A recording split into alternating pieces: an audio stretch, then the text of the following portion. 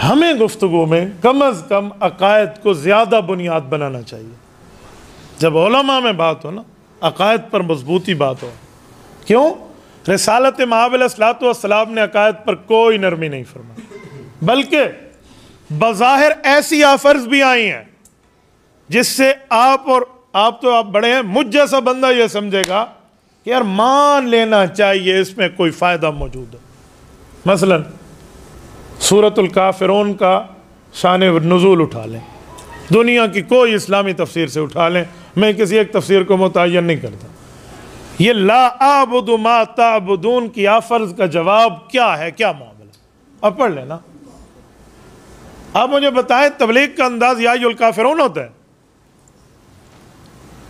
ओए काफिरो, ये जवाब होता है? भाइयों भी हो सकता है, या अय्युहन नास भी हो सकता है, लेकिन या अय्युहल काफिरून का लफ्ज़ क्या है? इसका माना यह है कि अकायद में उनके आफर की तरदीद हो रही है, फिर उसको उसकी हैसियत का नाम दिया।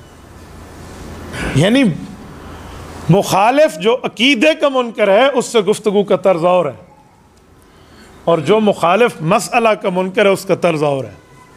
मैं आपको एक या अय्युहल काफिरून पे एक बात करके इस बात को मुकम्मल करता हूँ। रसूल पाक सल्लल्लाहु अलैहि वसल्लम की ज़िंदगी में इस बात की इत्तिबा हमारे बुज़ुर्गों ने की है। शेखुल हदीस हज़रत मौलाना मोहम्मद ज़करिया कांदलवी रहमहुल्लाह, बहुत बड़ी शख्सियत है, अल्लाह आपको मदीना तैयबा ले जाए। आप रसूल पाक अलैहिस्सलाम के कदमैन पे हाजिर होंगे, इसे कहते हैं बाबुल बकी। आप अलैहिस्सलाम को सलाम करके बंदा निकला ना, बाबुल बकी है। बाबुल बकी के उल्टी तरफ बाब जिब्राइल है, और बाबुल बकी के दाएं तरफ हज़रत अबू अय्यूब अंसारी रज़ियल्लाहु अन्हु का घर है, जहाँ पर उठनी बैठी थी, दऊहा फ़इन्ना मामूरा। सामने जन्नतुल बकी है। जन्नतुल बकी में इमाम नाफ़े, इमाम मालिक रहमहुल्लाह की कब्र फासले पर है। अगर कोई वहाँ मुतय्यन करदा आले इल्म हो तो बता सकता है। अब देखें, इन्हीं के कदमों में हज़रत शेख ज़करिया रहमहुल्लाह की कब्र है कि रसूलुल्लाह के कदमैन की तरफ बनती है। ये शेख ज़करिया जब हदीस लिखते थे ना, तो दुआएं यही मांगते थे कि मेरे मौला मुझे हुजूर के कदमों से उठा। इत्तेफाक से उस शख्स को कब्र वहीं मिली है। और मन लुक्किबा बिशैखिल हदीस फी आलमिल इस्लामी अव्वलन, पूरी धरती में सबसे पहले शेखुल हदीस का लक़ब इन्हें मिला।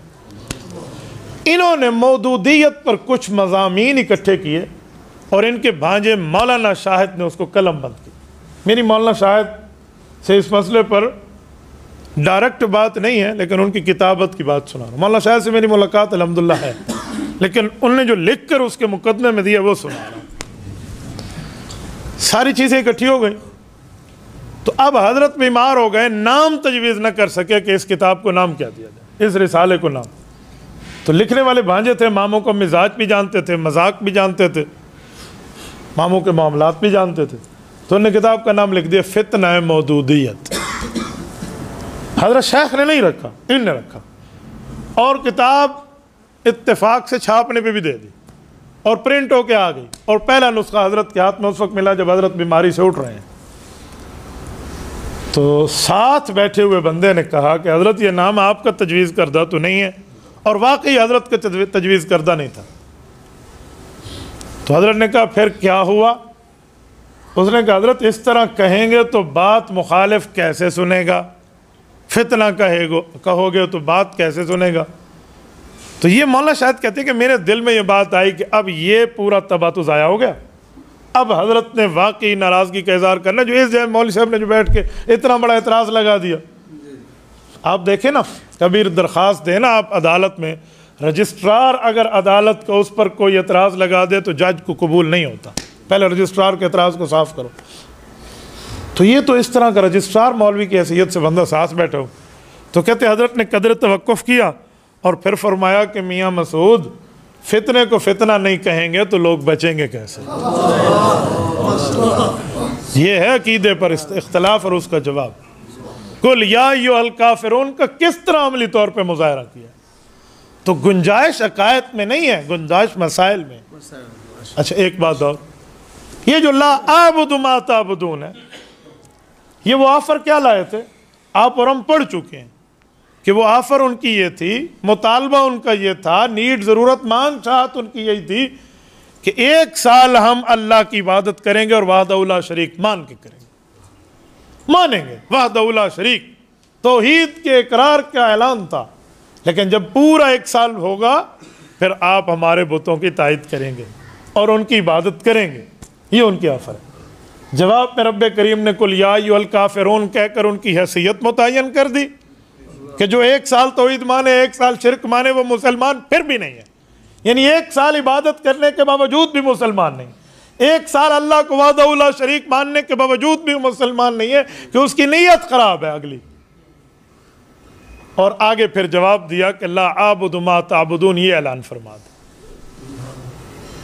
अच्छा, ये हो गया, मैं आपके बुतों की इबादत नहीं कर सकता।